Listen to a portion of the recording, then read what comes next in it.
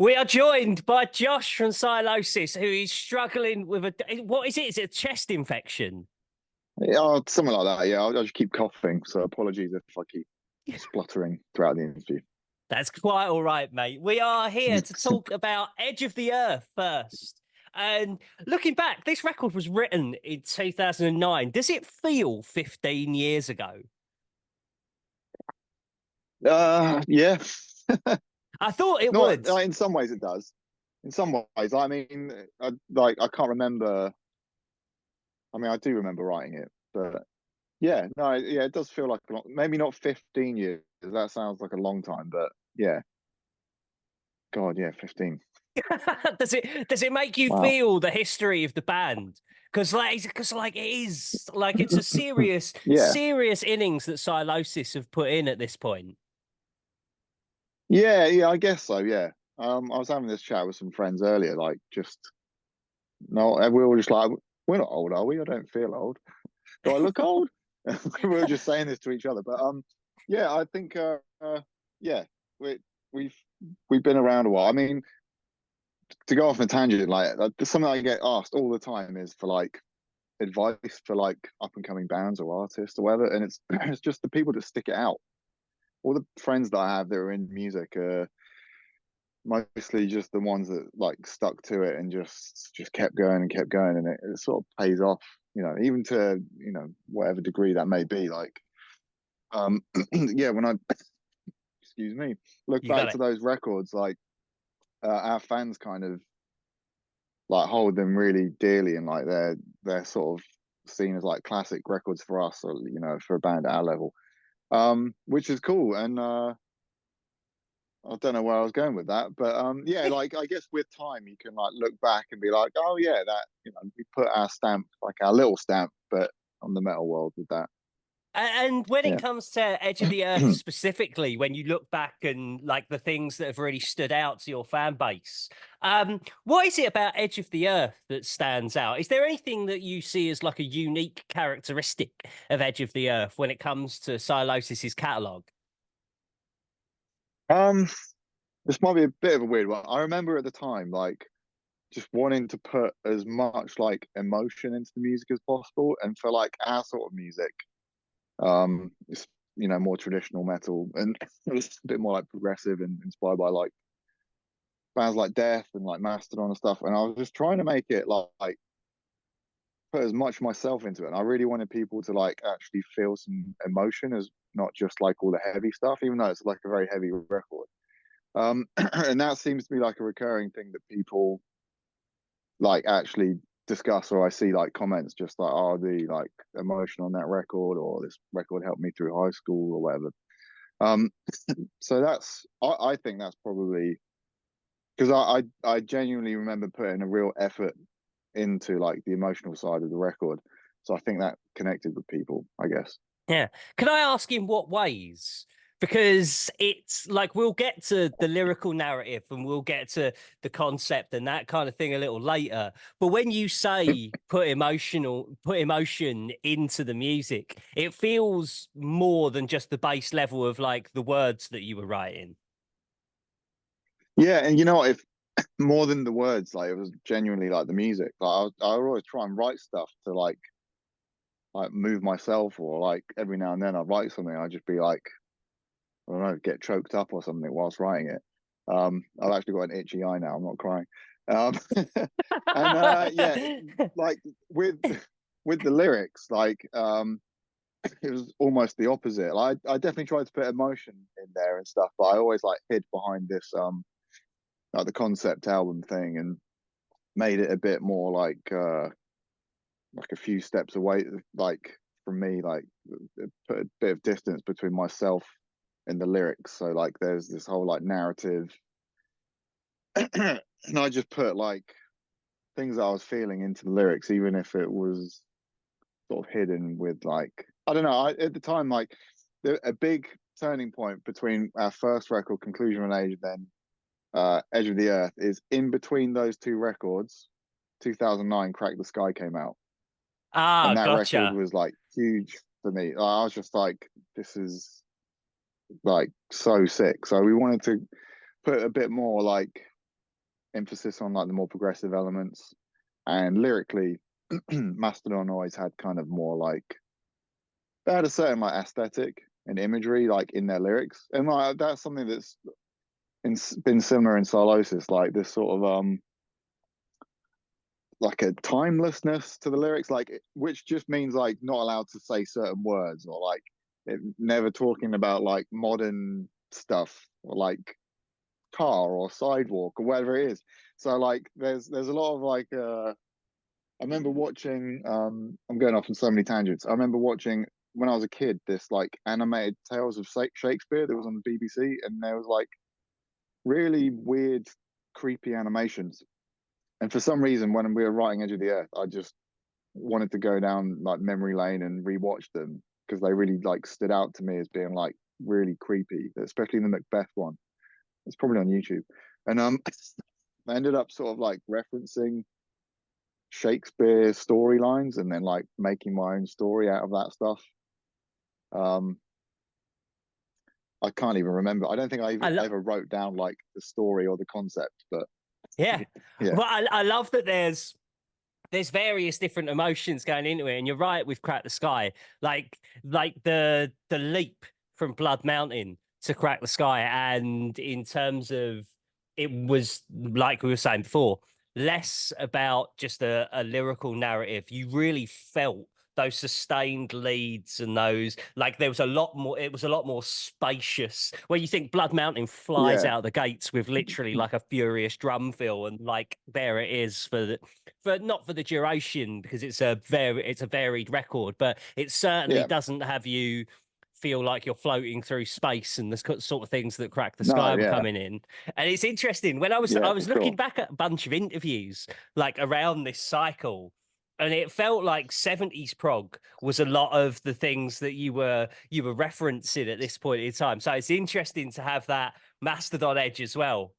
Admittedly, right there, I definitely was like crack when I got Crack the Sky and just like I was obsessed with that record. And then I was just listening to Pink Floyd, Wish You Were Here, and Dark Side of the Moon, and then getting into Rush and stuff. So 100% genuinely was into a lot of 70s rock at that time, and that went into the music and the record we did after Monolith. But I think I just remember hearing Mastodon talking about all the prog stuff, and I was like, all right. And like I didn't want people to be like, oh, he's just ripping off like Mastodon. I don't think we were. Like I think if you listen to Edge of the Earth and you listen to Crack the Sky, they're not remotely the same.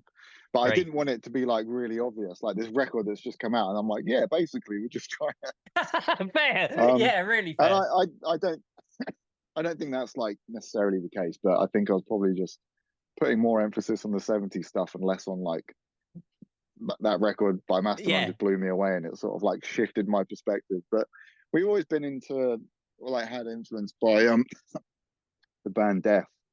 I didn't get the record Symbolic until we'd already been established and been around for a while, and it was an album that I was just like, why isn't this like the biggest record ever? Why isn't everyone talking about this? Because it's like so.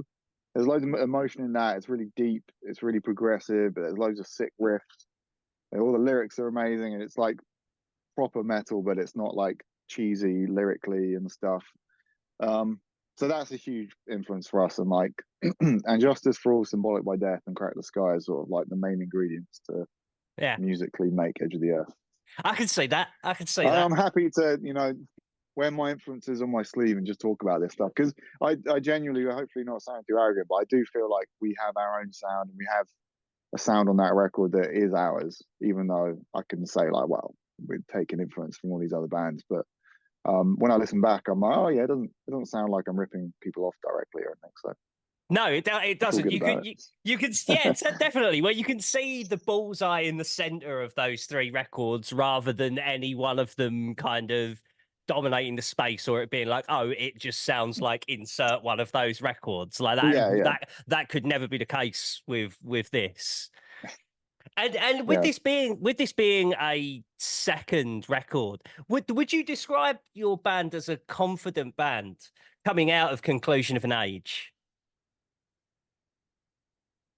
Um, You mean coming out of that period, that cycle? Yeah, coming out of that touring Um, cycle, and like yeah, because everyone has their life to write their debut record, and then it's like, hey, we need another record. yeah.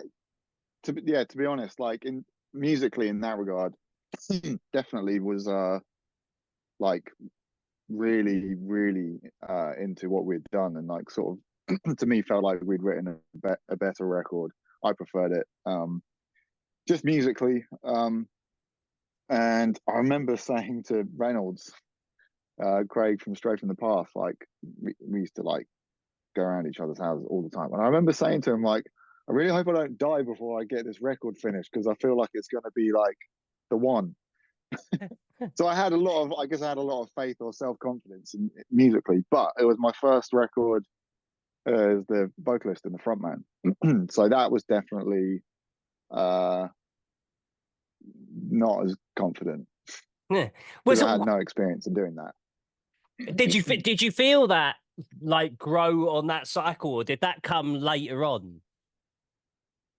I did, admittedly. Again, going back to Mastodon, like I sort of like that they didn't talk in between songs. They just go out, play the songs, and it's done. And I kind of like that. But I learned slowly learned that that's not what works for our band, and we're not the same type of band as them. So yeah, no, like it took a little while, and like if I'm being completely honest, I think the the changes I've made, particularly in the last few years as a vocalist and a front man, is what I should have done back then, and like really like paid more attention to it. I think there's an element at the time of me being a guitarist where I'm just like, if the riffs are sick, just scream over it, it'll be fine. Even though I feel like I put a lot of effort into the lyrics and the vocals, I think that's just. I would listen to so many bands where I just tune out the vocalist. Like I got really into just exploring like all the '80s thrash because I loved And Justice for All. But most of the other thrash bands just have like annoying, cheesy vocals that I wasn't into. But I don't know, I just ignore that, listen to the riffs. So part of me was just like, yeah, just scream. No one cares. You're just screaming. But I put a lot more emphasis on the vocals now. Yeah, it's weird, man, because I think one of the things that was spoken about at that point in time was you had like a shyness that people would often point at. And so hearing you talk about the fact that you wanted to put in the Oh, emotion sorry. to this. No, I was trying to stall for time there. Well, after you saying you didn't want to die before the release of Edge of the Earth, I'm just hoping you don't die before the next one during this. That, that was purely inhaling water and it going down my windpipe. That was just the stupid, not even the cough. But yeah, I guess, yeah. sorry, as you were saying, the shyness. I mean, I guess so, yeah. I'm not, yeah, I guess I'm like just kind of quiet. I'm not like super shy, but I guess I don't know. I'm just kind of like more reserved, and I'll just sort of like lay low, but I'm not necessarily like not confident, I guess. But yeah, Yeah. yeah, kind of stay quiet. I think it's generally more at that point in time that people would say it Mm. more than these days, you know, Yeah, like, yeah, and especially with you talking so much about wanting to put emotion yeah. into the record, like that kind of contradicts that notion as well. Yeah, I didn't really want to like put myself out there too much. And I've actually never spoken about any of the lyrics on that record, if I'm being honest, really. And if I'm honest, I I can't had even remember. noticed, I'd Like, noticed that you were yeah, quite vague on all of the things I did in the research for this. Yeah. because it's one of those things where like I think I just regurgitate some of those things that other bands just say, where they're just like, "Oh, it's open for interpretation." But then I'd see people interpreting the lyrics. I'm like, "No, that's not right," and I'd want to correct them. Especially like the concept, like it's a concept record that no one knows the concept of, and even I'm kind of like, you know, however many years, like 15 years later, I don't know exactly what the story is anymore because I never wrote it down. It just made sense to me at the time.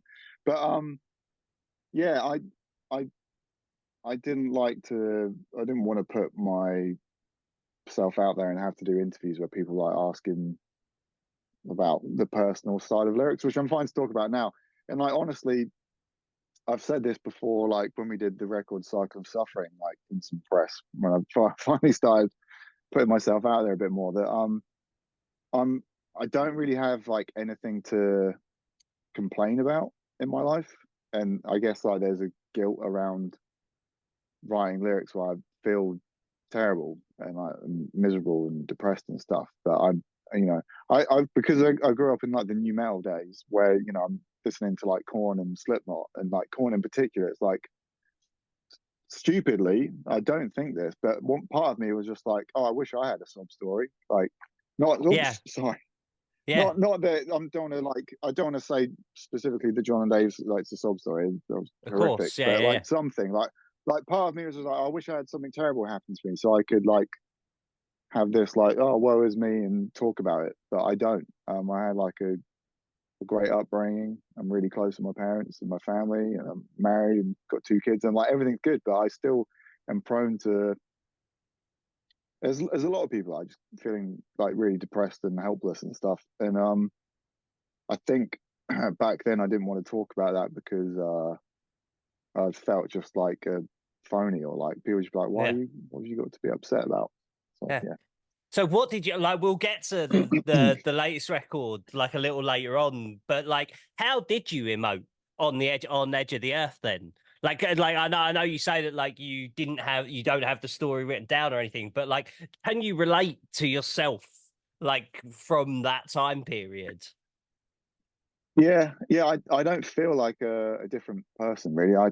Well, the sort of like melody or the melancholy, I guess, that I put into the music is just like a part of me, and I just sort of have that side to my personality that like melancholic stuff just resonates with me. And yeah, I think the most expressive part would be like some of the guitar solos more than the vocals sometimes, because then I can like feel it without it being oh I've put too much of myself into that like vocally or whatever. Um, I mean yeah, I was still sort of just learning how to do vocals in the studio, so that was a whole other thing. Um, and yeah, there's definitely like I don't know more emotive lyrics and stuff, and they're more just sort of like conjuring up feelings in more like poetic terms rather than this is how I feel. It's sort of Yeah. like painting a picture with the words that just is like this is how I feel. Just a bunch of words that like sound like something medieval or whatever, but it's how I feel. Gotcha. Um, yeah, like there's stuff just like I remember having some stuff that I felt really guilty about at the time, and like for example, there's a line in the song "From the Edge of the Earth," the last song, which is like "I kneel before your throne, oh God, what have I done?" And it's just like the sort of like wrapped with guilt and despair sort of feeling. Um, but it's like it's more like painting a picture like that would be on the inlay as opposed to I feel shit about this thing or Yeah. Well, being it too makes sense. literal. I remember seeing the late great Chris Cornell when he was first in Audio Slave, and like when you took his guitar from him, like there was a weird sense of vulnerability, and I can't help but think that when you were such a at this point in time such a guitar first human, like it almost plays into what you're Yeah. saying. Yeah, I definitely like could like hide behind it. Um, it's kind of handy, like yeah, on stage as well. If you've got like long songs with instrumental sections, I could just put my head down and just look at the fretboard. Yeah, and it Yeah, is a 77-minute long record. Was that influenced by? it's too long. But I think was it like when you? But at the same time, like there are people that will say that they're wrong about "Injustice for All." There are people that will say that and they're wrong about "Crack the Sky." Like, was it a case of you were capturing a rich vein of form, or was it like what was the? Because 77 songs and 50, sorry, 77 minutes and 15 songs is like that's a serious chunk of music. It's a lot, isn't it? Yeah. No, I don't think it's like too long. I think at the time we were just confident or like really liked all the songs. And Yeah, admittedly, I think looking back, because at least Stand Justice for All is like 8 songs with their own vibe, and this is, there's an interlude like 13 songs maybe. Um, I think it would be a bit more digestible and songs would like stand out more if there were less songs on there. But I think if you take any one song on its own, it felt to us like they were good. And we'd spent so much time on all of it. We could have just picked some B-sides, but we just kept them all on there. And for me though, I'm one of these people that just like loves music, loves just like doing something in my bedroom when I was a kid. And if I'm listening to Master of Puppets, when it finishes, I'll put on Justice for All straight on. So I don't see like yeah, how it's too much music. If you're listening to music, you can just stop it anytime you want. So yeah. for an album to be Agreed. too long, back in there, I was like, what do you mean? Like, I'm going to listen to 4 albums in one go this afternoon whilst I do some drawing or something. Like, Yeah. I get it now. There's other reasons why having a more condensed record I'm into, but at the time I was just like, what do you mean it's too long? Yeah, and it's a Yeah. reflection of you as a music obsessive as well. Like if that's just how you were at the time, like sure there are like principles that people might creep their way into things, but when you're young and just this is who I am, I think it makes the record more honest hearing that. Yeah, yeah. I don't regret it now looking back, being like, Yeah. oh, we should have got rid of the song. But and it's yeah, it's what it is. And did you used to like there was a lot of it's weird to think of someone writing alone in front of a computer as like a big talking point. But like I remember when this record came out, you made such a point of like that you would write just like you in front of a computer. Do you still write that way now? Yeah, I'm sat right in front of my computer today with my Yeah, guitar. yeah, Yeah, I do. I mean, admittedly, most bands do these days, yeah, and back totally. then it maybe wasn't quite as common. But like simple recording home studio setups, like you can have. I'm just getting stuff ready for tour. Like I've got a tiny little interface here that my guitar will plug into and plugs into my laptop, and I'm good to go. And I could, if I wanted to, I could record a whole album through that. So everyone can do that now. So it's a lot more common. It wasn't quite as common to be just I sit in front of the computer and record all day, but it's just what I've always done since like 2005. My life has been write as many riffs as possible and just keep writing songs. And did you have a job Yeah. at the same time on that record? And what was it? No, is the short answer. I do stuff. I do whatever I could. Yeah. So I'd record bands, do artwork for bands, and just was a bum and just still lived with my parents. I was very fortunate. Like Yeah. they just like weren't too hard on me. I just like stayed in my bedroom, and like anytime we like made any money, I'd just like give it to my parents. I'd give it to mom, but like don't let me spend this. Like just take it.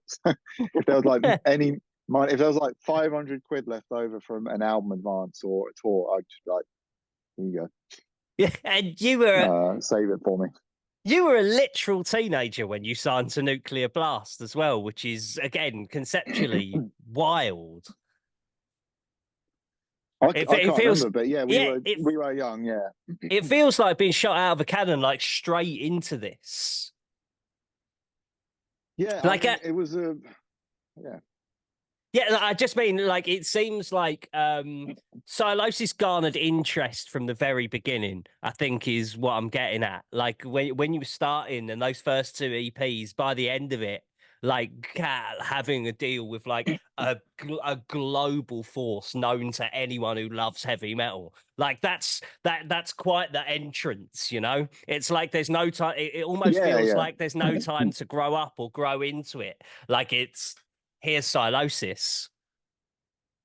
Yeah, I mean, admittedly, I think we had more naive expectations, thinking that we'd just like blow up, and we'd be touring in a bus, and we'd be making a living from it, and all that stuff that you think like as soon as you sign and you have like a record out, like our first proper full length album conclusion.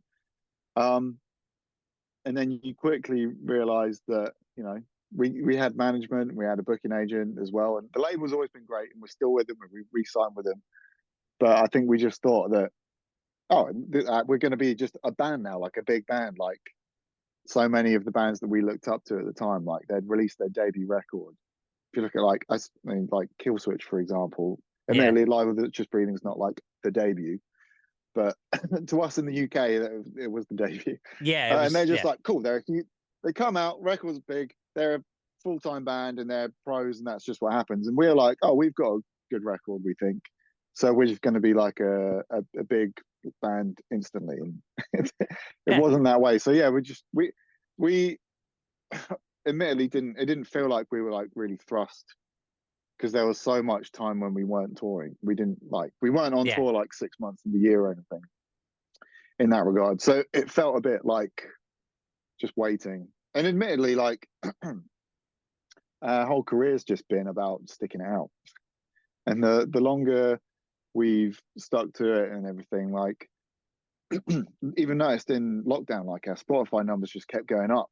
And we weren't doing anything. And like with me being an architect and we went on hiatus, like it just goes to show that there's like this cult following. I don't know if you could call it that, but a more cult like following where the fans that love the band are like obsessively into the band. But it might not be the biggest band on the planet, but it's I've legit never met a half-hearted Sylosis fan. Like hand on heart. Like I've never met someone who likes your band who's like, yeah, Sylosis are all right. Like people are diehard about your band. So that kind of, like, I mean, we'll probably get to that a little bit on the next record, but it's always felt like the case. Like touring Edge of the Earth, when we did the Metal Hammer tour with you guys, and it was you and Bleed From Within, and While She Sleeps, and I think it was Alluvial, wasn't it, that opened it?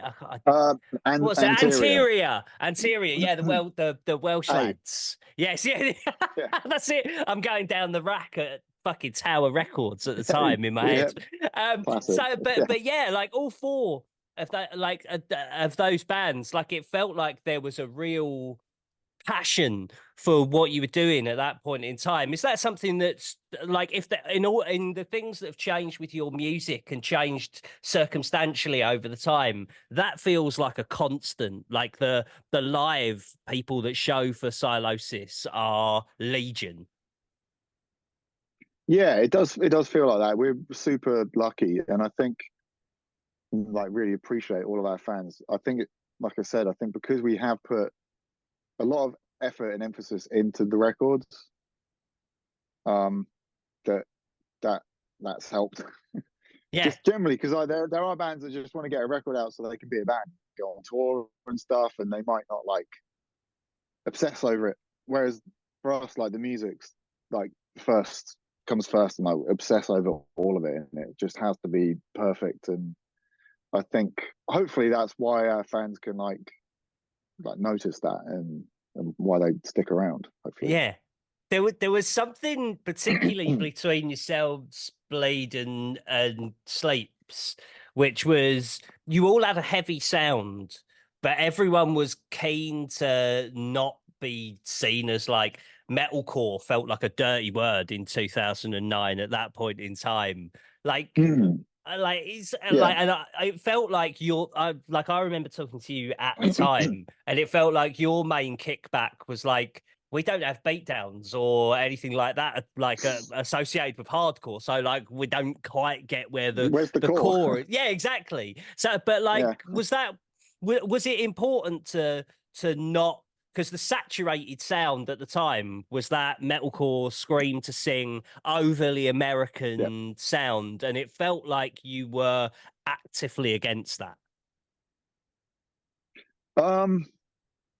Actively against it in our for bands, you, I guess. Yeah, like, for you, not as a genre in general. What works for someone else, great, but because like we recently just did an early days documentary of the days before we released the EPs, because there's 4 years that no one knows about, which ties more into the new record. But we like growing up, I'd listen to Hatebreed, Poison the Well, loads of hardcore, and Killswitch, obviously, like metalcore. But yeah, I think by 2008, everyone had sort of done it, and it was moving towards deathcore. But on the underground or local bands, we're still just doing the metalcore thing. Like, it takes a little while back then to catch up with, you know, what the Americans were doing.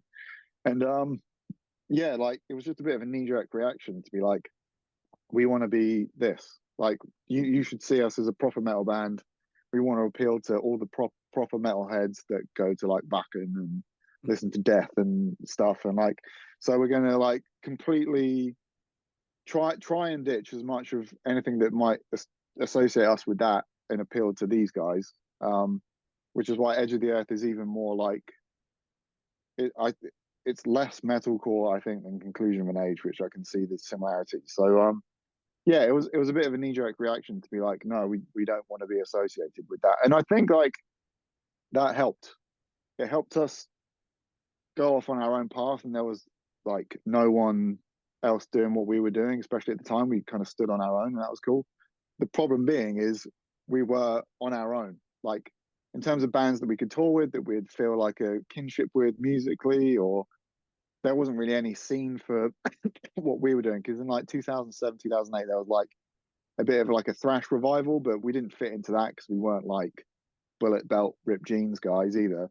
Yeah. So we were on our own. And that, like I said, that's probably another reason why like we've stood the test of time, and like our fan base never dwindled, because we stuck to our guns and did something that was unique. But it did make life hard for us. It didn't make it hard for us, but it just, finding bands that we'd go on tour with, that we'd fit in with, and putting a package together was always tricky. And did it? You mentioned there that that constant kinship with Sylosis. Did it feel that way during your time with Architects as well? Like it always felt like there was big interest in Sylosis, kind of in the way that while Zach is doing Pantera at the moment, like people are still knocking on his door wanting Black Label Society stuff. Like, did you always feel like people wanted Sylosis? Yeah. I mean, very vocal Instagram comments and stuff like that. Yeah.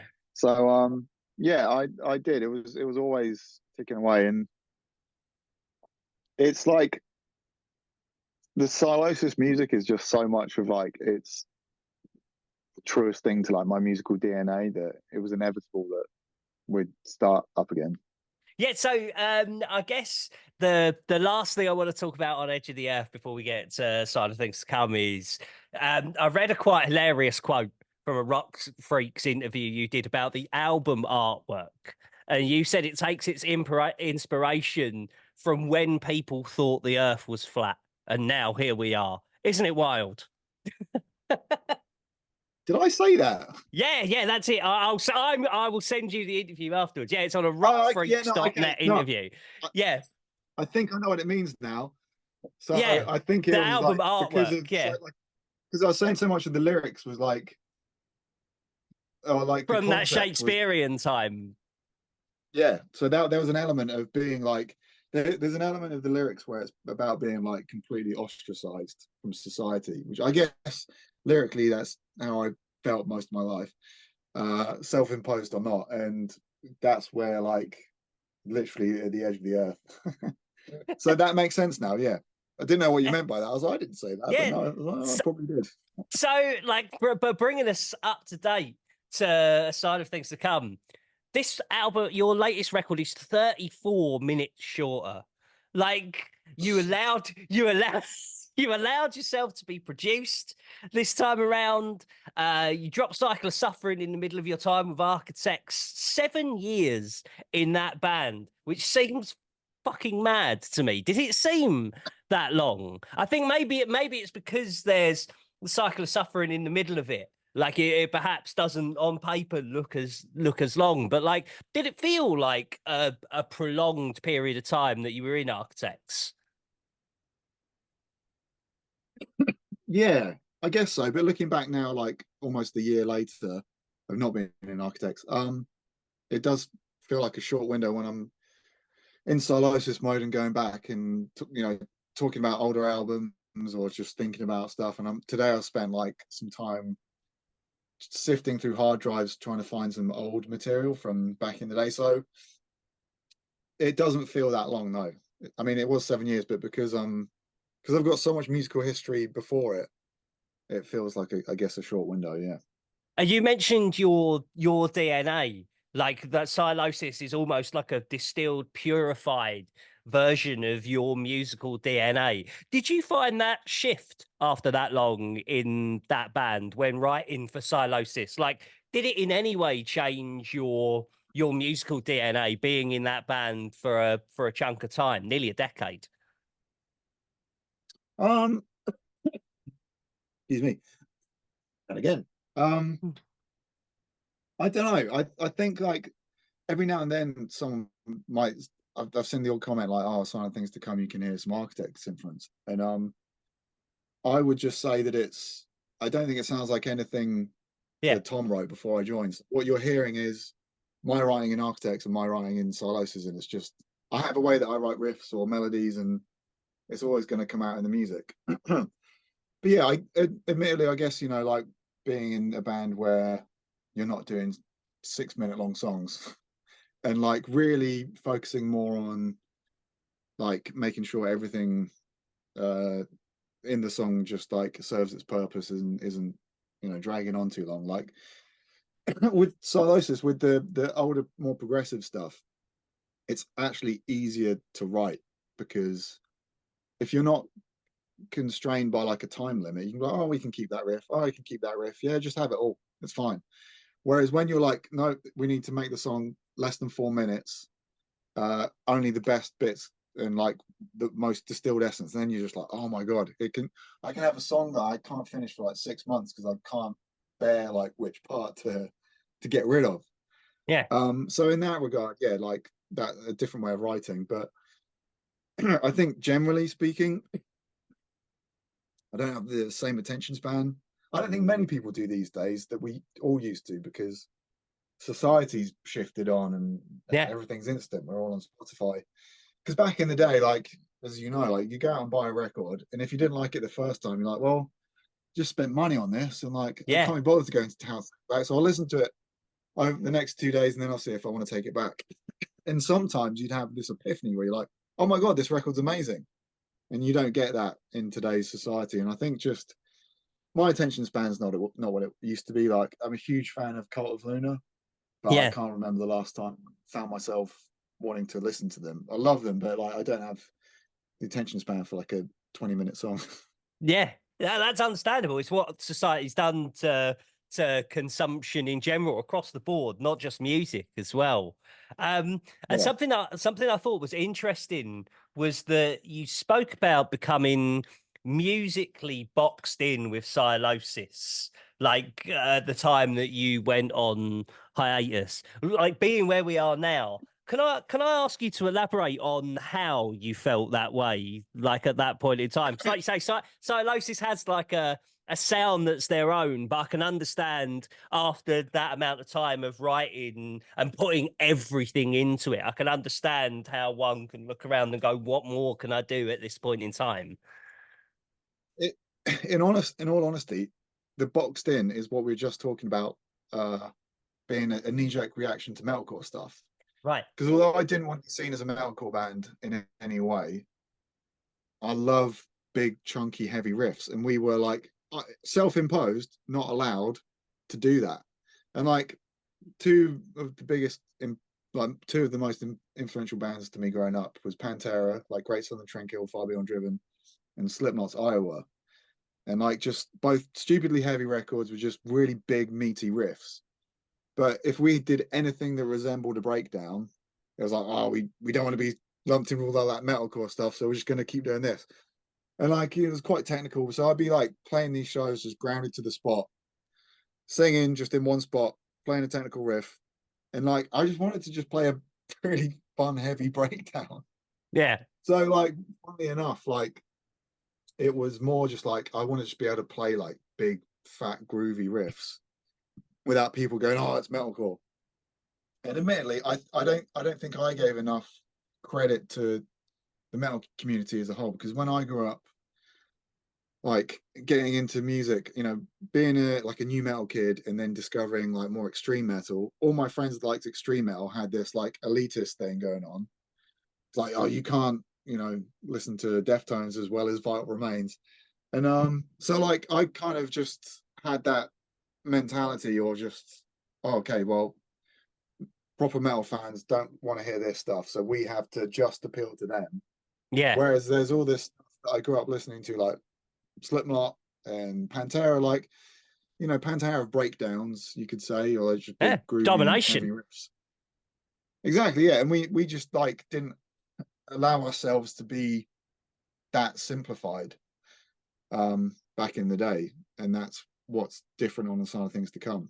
And again, I think some people are like, oh, this record sounds like a lot more modern, and I think it is, but it's also like influence wise goes back to where we were like as kids listening to like Far Beyond Driven and Iowa, which I was an old record now, and I don't think of it as like an old album, but it doesn't sound it. But that sort of stuff, we like never let ourselves dip our toes into anything like too bouncy. And covering these two records, it's not like Edge of the Earth and The Side of Things to Come feel like they come from different bands. Like, you know, you can see the linear thing between it. But like, I guess one of the interesting things I think is less spoken about was that you were considering a new band. Like instead of making it Sylosis. Was it because you were introducing that kind of thing?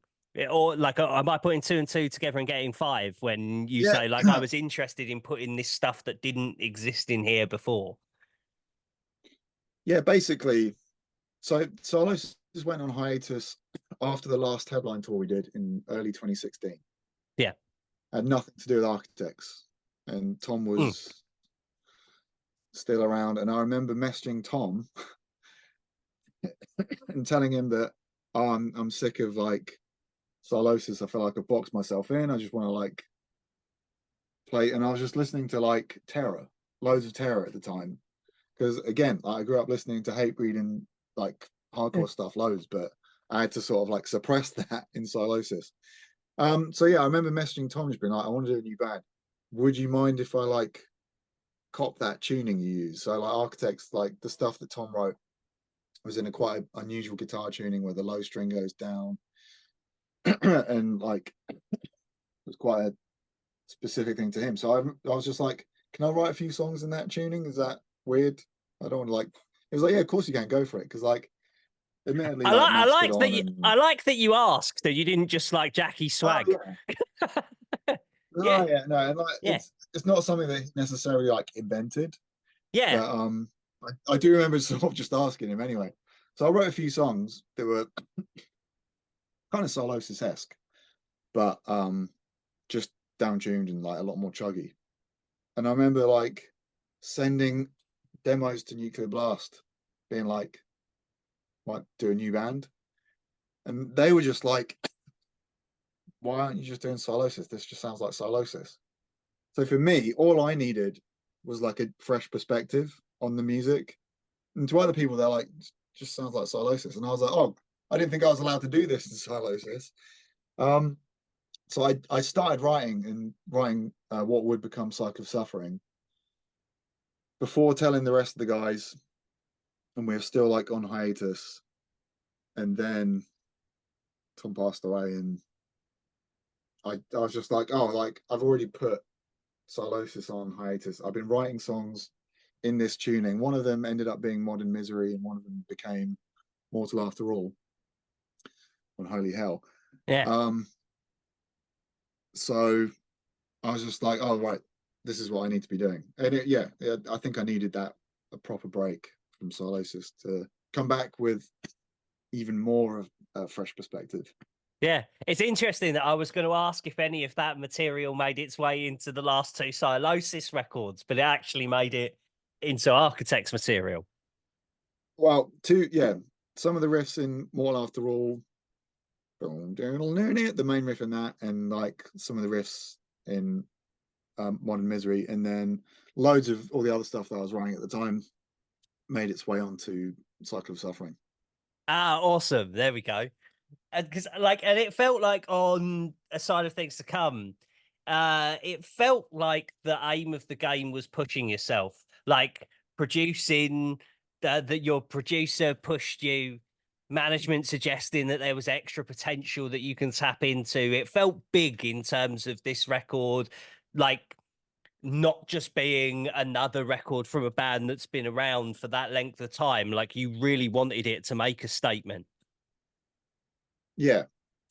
I think I've got to give kudos to Adam, our manager, just for like not long after Cycle of Suffering, it was either like released or maybe we had finished it and he had heard it, but maybe it wasn't released, but it was very early on.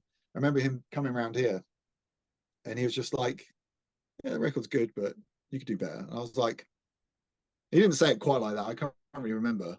Yeah. But part of me was just like, what do you mean? I was like, well, you could be writing like these massive songs with like these huge memorable sections and like the big anthemic stuff and like all this stuff that you're not doing. and I was like, oh yeah. Because that's like another thing with Sylosis again back in the day, like we kind of broke out of our shell a little bit on Cycle of Suffering and allowed some of those restrictions to go, but there was also just like a wary of doing stuff that sounded too anthemic, I guess, or like chorusy or even like super heavy. So the references I always think about is like the Great Southern Trendkill, like the song, the chorus. It's like it's anthemic. I don't listen to it and be like, oh, that's cheesy. Not at I'd all. literally want to flip the table because it's so good. And like, or like some of the stuff on Iowa, it's like just because if you've got something really like hooky and chorusy or anthemic rather, I felt like we were just a bit like afraid to do that. I was like, oh, we can do that as well. I was like, yeah. So like that was a big thing. Like, just kind of think about playing the songs live, how they're going to land live. Thinking about like what's going to grab people, and there's a song Pariahs, and producer Scott, he was just like, mid late, you need a bit, kick drums going, you're live, what's going to happen? You've got the blinders going. My mate Dave, who doesn't play in bands, what's he going to be grabbing onto? You need a vocal that like the crowd can chant, all this stuff. And I was like, oh yeah, because I love all this stuff. Yeah, but I was too like afraid to put it in our music. And most people love anthemic stuff, and that's probably why my favorite records are super anthemic ones. And like even stuff like the Die section in Creeping Death. Creeping Death, yeah. It's like we never did stuff like that, but now we're just like, oh yeah, we can do that. And has it given you a new lease of life when it comes to writing as well? Now that you've had this record, like I know you played some shows at the end of last year, like has it like, and presumably you've seen that approach to your songwriting, I'm sure it really comes to life in the live environment. Playing the new songs live is just the best it's been.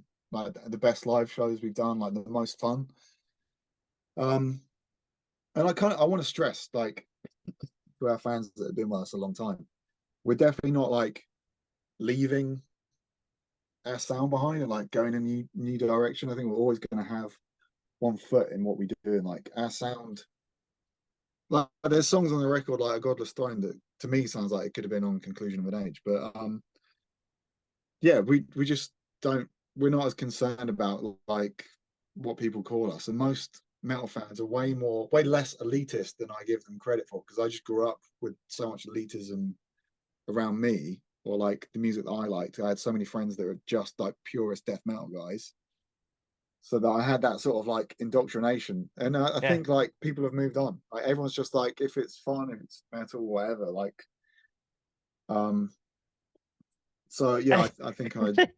And it's not like the record's pussying out.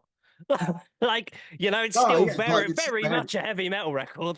Yeah, I'd say it's our heaviest record today. It's like we down-tuned a bit. I mean, that was another thing just quickly that I felt really boxed in by. Back in the day, we were the band that didn't tune our guitars down. We played in standard E like Metallica, and the only reason we stuck with it is because I felt boxed in by that, because I didn't like seeing bands live where you go see Sepultura live and they play a Rise down tune and it's like, it doesn't quite sound the same.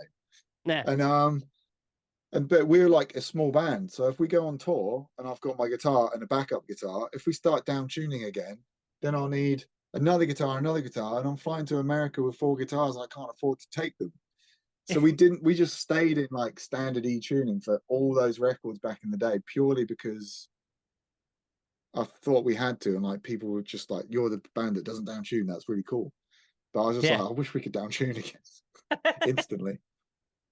Yeah, Sorry, it must seem like the live show is like when we speak about the live show and it coming to life like that, something like Bloodstock that's like as home team a crowd as Sylosis can play to. Like it must be really, yeah, really standing out on your tour list, on your tour date list. yeah, oh for sure. Again, just today going through my old hard drives trying to find a certain song that I did years ago. I found footage of that show, the first time we played Bloodstock. Sorry, um, I think it was 2010. Is that right? I feel like it was before Edge of the Earth actually came out, but it was with me on vocals. And yeah, like watching it now, I'm like, oh, we were a big band, because Yeah. like the crowd's like loud and like is I was like, oh, we packed the tent out. I like in my head it was just like we're just a small band, still on our first record. Yeah, so like I'm really looking forward to it, and yeah, I've been the last 2 years to Bloodstock. We played it 2 years ago, and I went just last year to hang out, and yeah, it should be good. That seems like a common theme amongst the British bands that I've spoken to, like that are on this year's lineup. We just spoke to Grove Street on the show last week, and like he's like, I go every year. What is it about Bloodstock that makes you like you've got a spare weekend, you're not on tour, like a lot of people expect everyone to be putting their feet up, but Bloodstock's going on, so you're there. Can I ask what it is about Bloodstock in particular in the UK festival zone that makes you want to be there, whether you're playing or not? Yeah, just always had a good time there. It's just a cool festival, like not too big, easy to get around, not too far from me. The lineup's always like really solid, a lot more like my kind of music generally, like a lot of the heavier stuff. Like who was it last year? I think Dimmu Borgir played, and Killswitch and Fit for an Autopsy and stuff. I think it was 2 years ago, so like Merciful Fate. Yeah, like Nice. just bands. Like the lineup's always stacked. So yeah, it's just all like I said, like I like the size as much as I'm sure like every festival just wants to grow and get bigger and bigger, and maybe that's what they want. But I'm just like, oh, if it stays like this, that'd be great, because it's such a cool vibe. Because it's massive, but it's not like, oh god, I got to walk from there to Yeah, there. It's gonna take me half an you've hour. not got to trek to Mordor to see a band on the other stage. Yeah, yeah, it's a Yeah. perfect size. Yeah. So I guess as well the